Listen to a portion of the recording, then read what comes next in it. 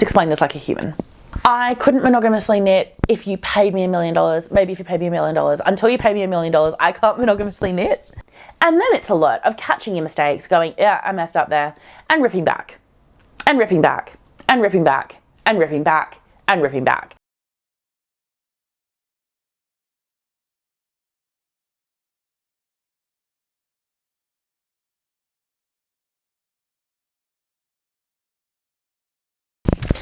Hello, hello, hi, welcome. I am Astrid. I am a Perth girl here on Wajak Noongar Budja, which is the land of the Aboriginal people, the Noongar people here. And I'm here to talk about knitting. So let's get started. I don't have any finished objects, but I do have some that are getting pretty close. And one of them in particular, I'm hoping to bind off in the next day. So hopefully by the next time I see you, this will be a finished object. This is the Guayaba top by, Guayaba Tee, Guayaba top by Marzena Kolaczek. And it is gorgeous.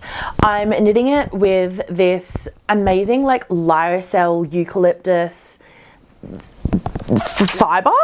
It's not a yarn per se, like it's not an animal product. It is definitely a plant-based product, and this is by Hooked, and the type is Eucalypt. So I will tag everything below. This is in the colorway, I think it's Daina, I'm pretty sure. It's this beautiful soft pink, and this is how much I have left. So I'm really excited. I do only have this amount left, and I'm on the final lace repeat. So I have, of this, about 12 rounds to do, plus the bind off. So I'm playing yarn chicken so damn hard, and I'm really nervous. The other problem with this is that you don't really, like, a lot of other yarns, you can spit splice, you could connect, you could use any of the ends that you find to kind of like just tag it along a little bit. This one, it's because it's so silky and it's it has great stitch definition. It's very like it stands on its own. I don't really know what the other words to describe it is, but it means that you can't really connect this yarn with anything else. And so I'm playing yarn chicken and the chicken is chickening. This is all I've got. So I am really nervous, but I'm hoping it lasts. And if not, I will just have to bind off on the very last moment and we will ride with it. If it looks ridiculous, I will rip it back and just do stockinette until that last point. There is meant to be a scalloped edge. So because I knew I was running out, I quickly did the sleeves and the neckline edging. So the sleeves, you pick up for the sleeves. Okay, so let's explain this like a human. So for this top, you cast on the front and you do short rows for the shoulders. Then you cast, and then you do a certain amount of the lace repeat. Then you cast on the back from the picked up sides on here, and you again do a set amount of lace repeats. Then you join in the round with very minimal sleeve shaping. So it's very boxy, it's very like rectangular or squarish, I guess. And yeah, you join in the round and then you keep going. I am on the second repeat of the round, of the body, I should say. So it's not going to get any bigger than this really. And yeah, it is very cropped, as you can tell.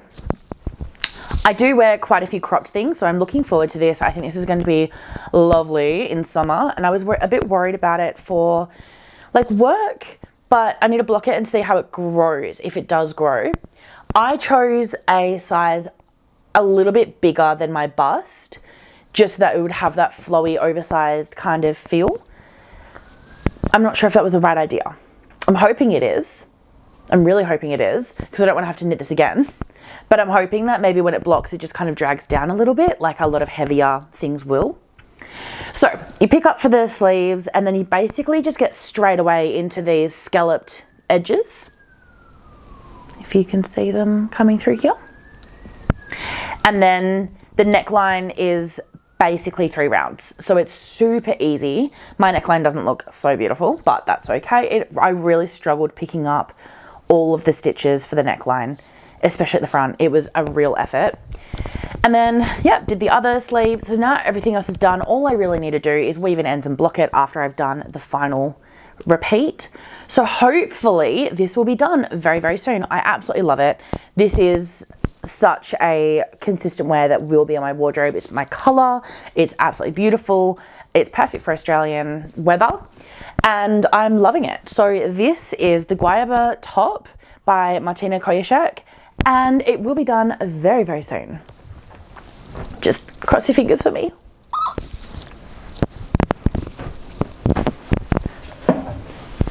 Maintaining my love for the lyocell kind of summery vibes, I'm going to pickle because I can't remember where I picked this up. Let me just take out the other things from my bag. No, that's a lie. I can remember where I picked it up. I can't remember what the tag is. So I know that I picked this up in Spain, but I'm pretty sure it was actually a Portuguese brand. Or it could be Spanish, that's okay. And it's this beautiful kind of maroon color. I love it so much. It is definitely a plant-based fiber. It's like a lyocell, something, something, something. It feels incredible. It's so silky smooth. And I am loving it. Completely loving it. This is currently a really bad presentation of the Sabai top. So this is, I know Sabai comes in 2. I think this might be number 1. I have no idea. I don't really care. This is the Sabai. It's basically a singlet-y kind of top. This is going to be quite dark against my skin tone, which I'm looking forward to because I don't really have any dark maroon kind of colors. But I am quite obsessed with this and with the way that this is knitting up. Like just the stitches are beautiful. It looks so neat and so professional. Like this is not blocked. This is not any effort. This is just handmade. The only thing is it's a little bit dry. So my fingers are really drying out. I've been putting a lot more hand cream on, but I'm finding like I've got blisters all over my fingers, you know, just like the dead skin kind of, yeah. So I'm not enjoying that, but I am loving the feel of this. It's an addictive knit. I want to keep going. I don't want to stop. And I'm really, really, really loving it. I have this much left and then I've got a full ball next. So really, I actually think I'm going to have enough for 2 or at least 1 and a bit. So I'm kind of tempted to see what else happens. Maybe, I don't know. I'll have to find something that matches this color, but I'm tempted to see what else I find. And yeah, this is the Sabai top and it's beautiful. It's making me really, really, really happy. I couldn't monogamously knit if you paid me $1 million. Maybe if you paid me $1 million. Until you pay me $1 million, I can't monogamously knit. Do I have this beauty and I have this one. Where I sit on my bed, I sit at the top end there and I can see more yarn that I want to play with. And I've got right in like the little nook where I sit, I have some more cotton lyocell kind of fibrous yarns. I have the blue version of this one. So it's like a light summery blue. And I'm really wondering if I make some sort of singlet in the blue because the Guayaba, I mean, this has lace in it, but because the stitch definition, it just feels so clear and crisp. I'm wondering if something with maybe twisted stitches would look good. I need to swatch it and I don't know yet, but I'm wondering if it would look great because I have a feeling it would look great. I need to swatch, obviously. I need to have a look. The other one I saw, and I'll have to insert a picture here, quite a few years ago. I fell in love. Actually, let me get it up. Nope, deleted them all. Quite a few years ago, I fell in love with this pattern by Ilona Korhonen, and it's called Kalina Malina. And it's basically a whole lot of like Russian dolls or women with aprons kind of across the bust. And I loved it. And it was so sweet. Like I said, I'll put in some pictures because it really made me happy. And I was a beginner knitter, and I decided to buy all the colours in cotton because colourwork in cotton totally makes sense. And I'm really tempted to try it anyway. It's actually no longer available, but I'm really tempted to give it a go and see what I can find, see what I can do, and potentially make it in like a slip stitch kind of colourwork method. So, for example, if the backing of it is black, and then the next round is 2 blue, 2 white, then I would do the back round completely. Then I would pick up the white and I would do 2 white, and then I would slip 2, and then I would do 2 white and slip 2, like mosaic knitting for colour work. Then I would come back around, I would drop the white, I would pick up the blue, and I would do slip 2 for the white, and then 2 blue, slip 2, 2 blue. I think this will work. I have no idea. I'm totally fantasy knitting it. I've been fantasy knitting it for a while in my head, but I'm really, really, really tempted. I don't know what to do it in, and I'm kind of thinking it would make more sense if I did it, for Australia, because I'm looking at doing it as like an Aboriginal kind of concept. I'm thinking I would start it on Australia Day, which is January 26th. Now, Australia Day is really contentious here in Australia. You've kind of got a few different opinions. One of the opinions is that it's Invasion Day. It's when the British came in and literally took over the land from the Aboriginal people, and so we should respect it, we should be kind, and we should acknowledge that this is a day of mourning for them, and we should not celebrate. That tends to be how I feel about it.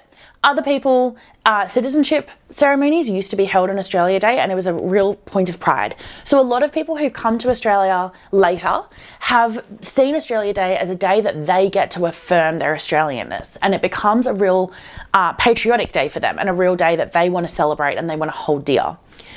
And there are other people who just enjoy it for the public holiday and the barbecue.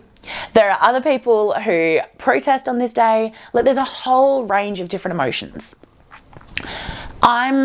Personally, I just don't celebrate it. I don't see the point. If it knowingly harms other people, why would I do it? That's my interpretation of it. So if I'm going to knowingly do something that other people feel is harmful, I feel like that's a problem, and so I'm not going to do that. I have no real commitment to it, and as a second generation Australian, it's not like anything important happened on Australia Day in my living history.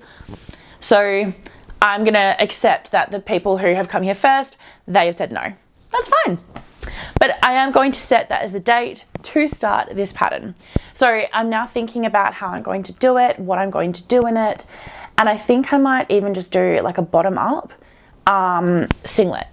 And so the colour work will be heavy on the bottom, and then it will come up and it'll be fine. And I'll do like a high neck something. I think that might work. Honestly, I have absolutely no idea, but I'm really curious and kind of want to play with it. So that is a fantasy knitting that I've been doing for a while. I can't even do everything in order. I'm so sorry, but you get the idea. This is the top that is unnamed at the moment. This is it's just a top. And this is still the back. I have been taking a long time to do it. So across the back, kind of looks like this. Oh, hang on. If it was the back. So it's getting past the sleeve separation, and this is all short rows up in here. It's getting past the sleeve separation. I have this much of the 2 yarns that I'm knitting on the back. So this much of the first ball, I'm honestly thinking I'm just going to knit until this one's done. Then I'm going to put everything on hold because I couldn't come up to a commitment on what I wanted to do. So I just decided I would knit until one of the balls is done. I do have 2 more skeins up in my stash. And then once that is done, I will put this on hold, and I'm going to pick up along the front. So this is, the front, and then I'm going to pick up along that and make it into a V-neck and then keep going. Probably a V-neck, I'm thinking. And I'm going to make this into a cool something. I do need to block this because I have a feeling it's going to stretch quite significantly, and I need to know how much it's going to stretch before I make the next element of it. Or if I need to, rip it back. I'm so hoping I don't need to. This is fingering weight yarn in a textured stitch that is a lot of effort. There's actually one point I watched a film with my sister and my mum, and it was beautiful, but I was knitting blind in a very dark cinema just by feel, and I managed to technically keep the stitch pattern correct, but not correct what had already existed. I kind of just remade my own stitch pattern. And so there's a few little bits now where it doesn't quite work. I have ripped back and fixed a lot of those, but there's some that I haven't because I dropped down and then redid them. There's some that I just haven't and I can't be bothered, and now I've continued knitting and it's too far back and I can't be bothered. If I really need to, I'll probably rip back, unless the width is completely crazy. If the length is weird, I'll rip back to that point and then fix it from that point because that's an easy place to find, but I'm not too bothered by it overall. What this is going to be is like a big oversized sweatshirty kind of vibe. It is really cool, and I just love it. I think it is so pretty. What I've decided is, because it starts with a huge I-cord cast on, like this is the length of the I-cord, and then you double every stitch and you keep going from there. What I've decided is that I'm going to continue I-cord detailing throughout. So I was talking about this before, about how I can't join it in the round, because basically if I join it in the round, it's like almost entirely purling, and nobody is doing that. So I figured if I would keep it separate, and then I would do the front and the back attached by the neckline or the shoulder seams and not by the sides. Then at the end, I'm going to pick up and do a 3-needle bind off in an I-cord bind off. And hopefully, if it works like in my head, it's going to have a really cool I-cord detailing down the side, on both sides. And then this might be able to be worked reversibly. That is the goal, because I love both sides. I love this side, which is like that ribby kind of, it's just a rib. And I love this side, which is more of a texture. I don't even know if you can tell it's a texture, but it is. It's the coolest kind of waffly texture. I am obsessed. I'm so excited by this. It's such a repetitive, like meditative knit. It takes a lot of effort. I will give myself credit for that. It takes a lot of effort. So that is kind of what I'm thinking at the moment. And if I can make it work, I think it's going to be adorable. And just like this really like casual throw on kind of effect. I'm really excited for it, but I do need to actually get onto it and make it happen before I get too excited about it. So this is my third work in progress.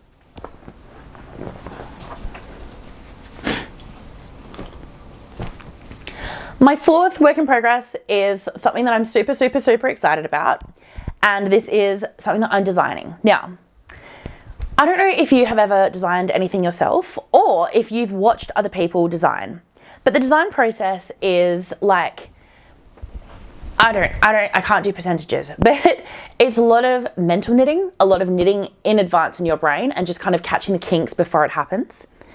It's then a lot of putting it into progress and actually doing it in reality. And then it's a lot of catching your mistakes, going, yeah, I messed up there, and ripping back, and ripping back, and ripping back, and ripping back, and ripping back. So I've decided to do a project in alpaca boucle, which of course is so much fun to rip back.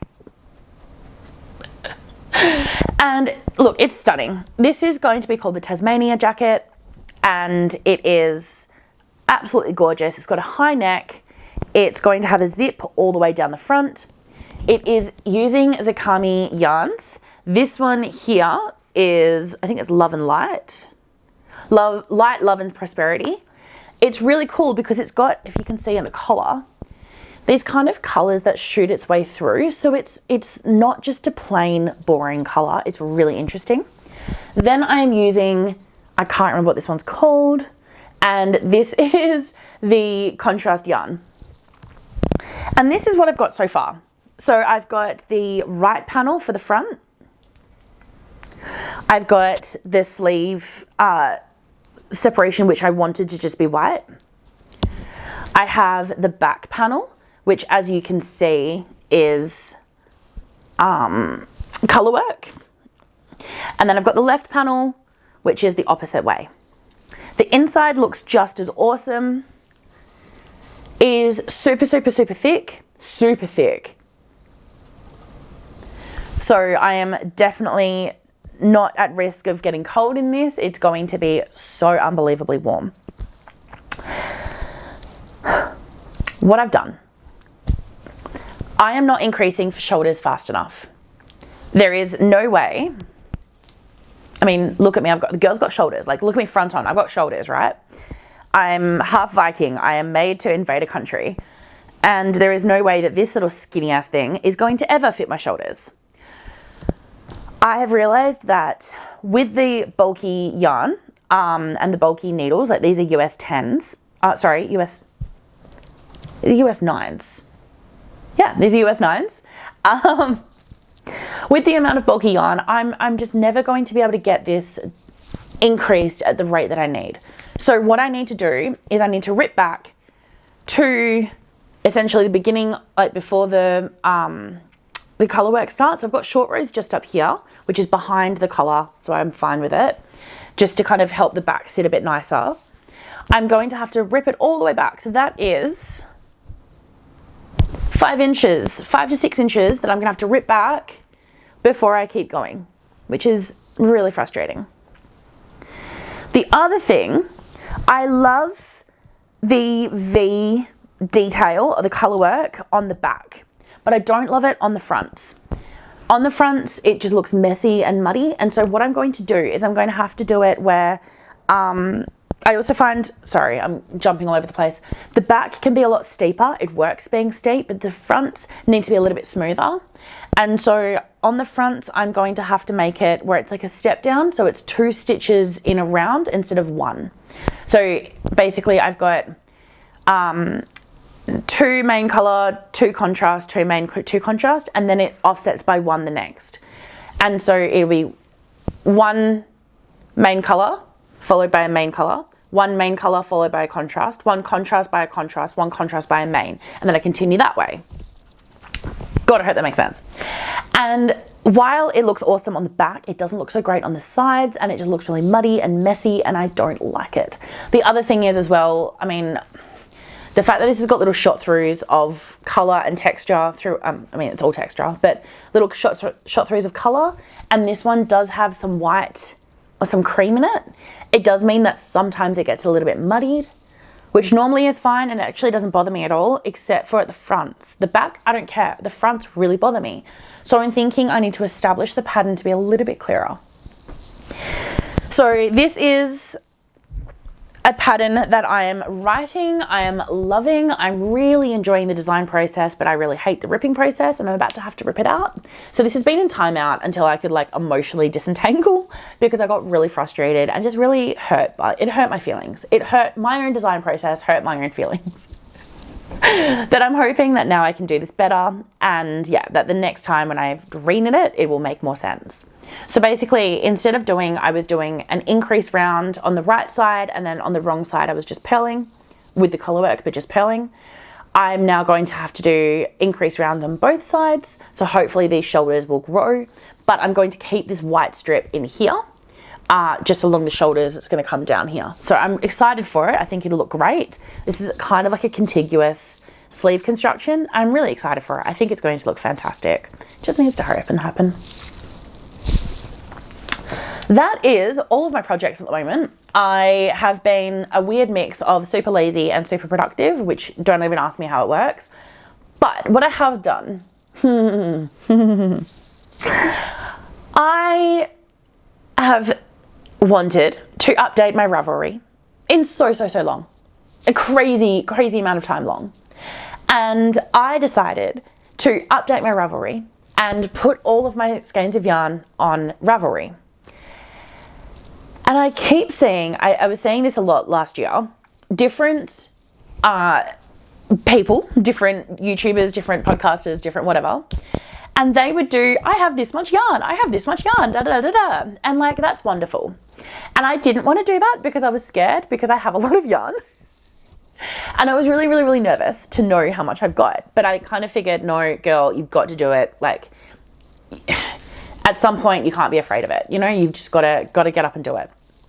So I put all of my yarn into Ravelry, and there's a point where you can export it on an Excel spreadsheet, and so I did that. And I decided to count up all my yarn. Now this is a conservative estimate because I have roughly 2 skeins for every single shelf that I've got yarn in, and I've got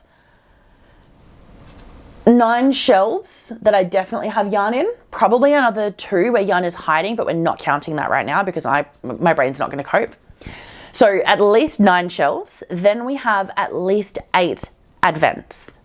I'm still counting skeins that are being used in my project. So for example, this is currently taken up 4, well 3 and a bit. This will take up 4.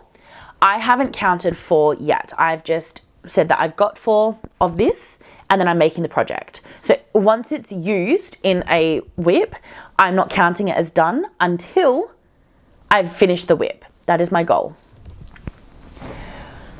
So with an extra 8 advents and at least 9 boxes of yarn, and plus all the extras I've got at the top of my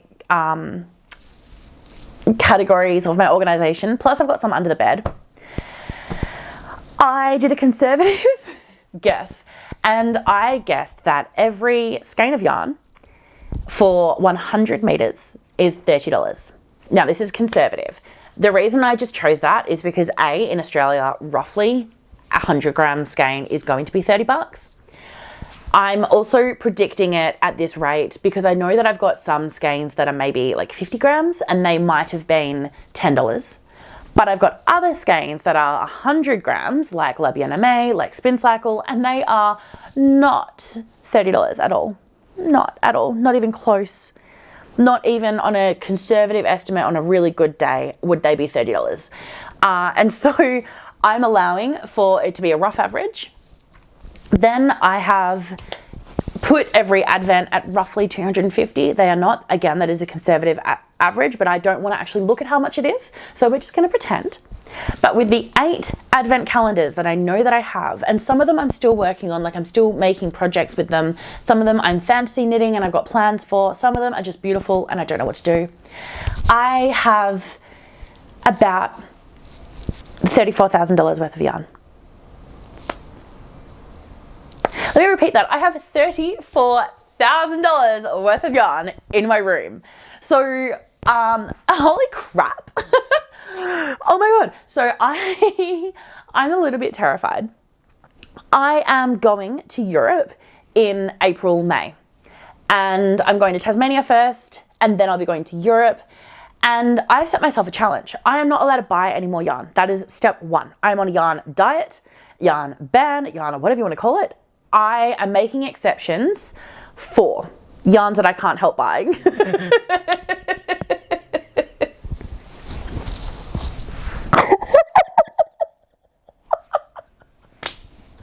Please laugh with me, otherwise it makes me cry. Genuinely, I mean, look, there's always that yarn that you walk past and you're like, I can't resist you. You are actually so stunning. Like, I need you in my life right now. We belong together. And so I am making an exception for the yarns that I can't resist buying. But I also know that those are few and far between. Because I've just done my entire recalculation, I've fallen back in love with my stash. Not that I ever wasn't, but now, oh my God, I so am.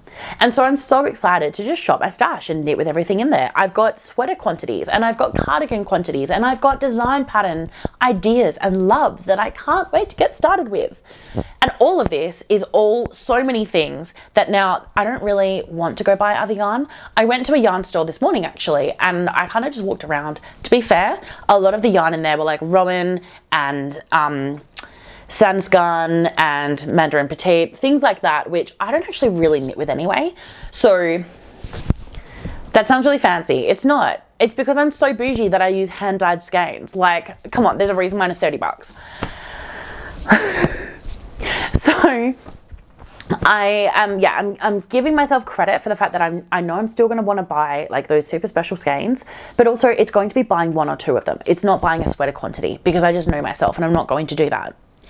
The other thing is I'm accepting any yarns that I have purchased last year that are arriving this year. So this is I haven't opened it yet.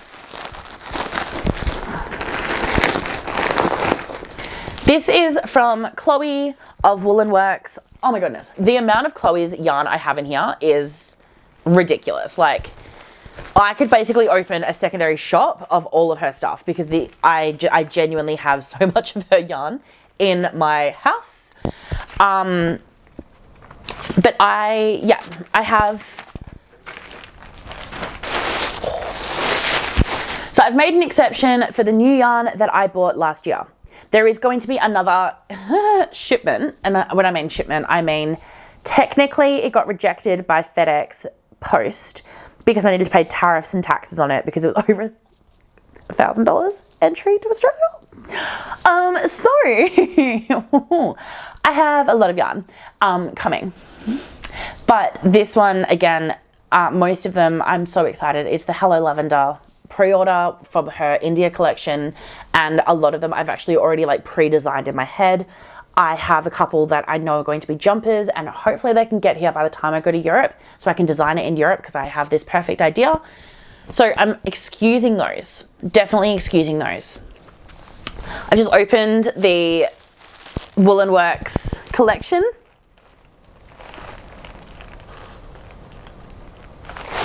How are these not absolutely perfect?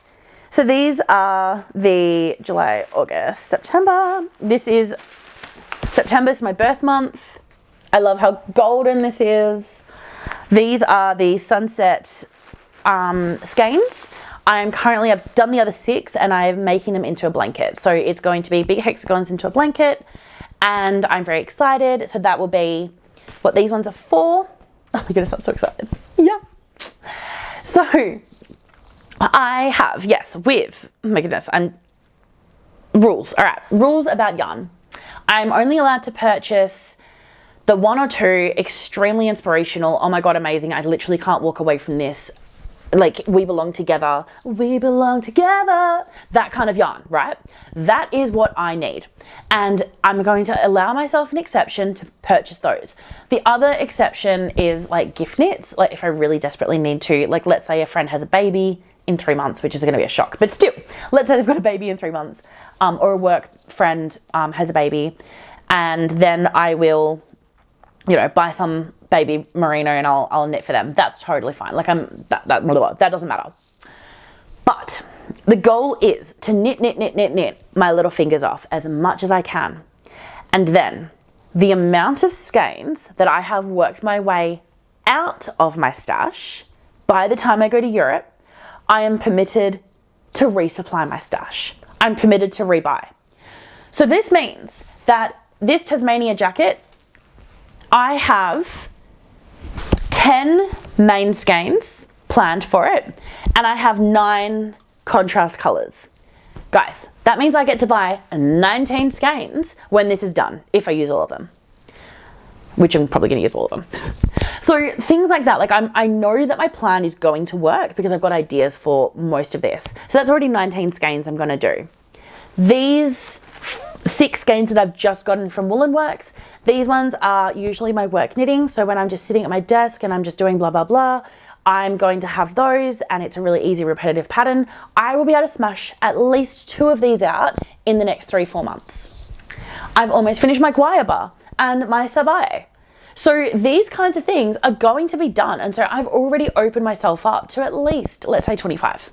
Let's say 25. So I'm permitting myself to go buy 25 skeins of yarn, hopefully, when I go to Europe.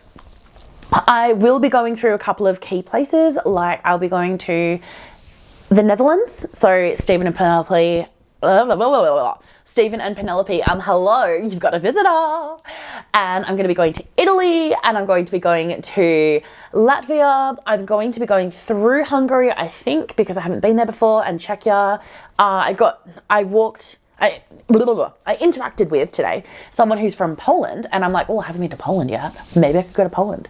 Maybe I could look at Poland yarn stores. I'm definitely going to Latvia, and there's a hand dyer that I really want to get some of her stuff for. And I'm going to Turkey. And if you watch Knitting Traditions, that is my knee, by the way. If you watch Knitting Traditions, then you know that she goes to Turkey and she gets some amazing yarns. And I'm really tempted to stalk her and figure out where she gets her yarns from. So, girls got plans, girls got options, girls got many, many, many ideas of all the yarns to get. And I've got a challenge now because I need to, A, save money for Europe. And this tends to be what I spend a lot of money on. As you can tell, $35,000. B, I love a good challenge. Love a good challenge. And C, I want to knit. I'm going to knit anyway. It's not like this is not going to be part of my identity. So we're going to be doing updates. We're going to be doing how much yarn have I got? How much yarn have I made? As in, like, have I used up? And how much yarn am I going to spend in Europe? So I hope that this all makes sense. You are so welcome to come with me on my journey. A lot of this, just to put this in context, so I've got, this is a Advent calendar. This is the Botanical Yarns 2024, and it's all these different beautiful pinks. I am super inspired by this, and I want to, these are all hexagons with fluff, like, the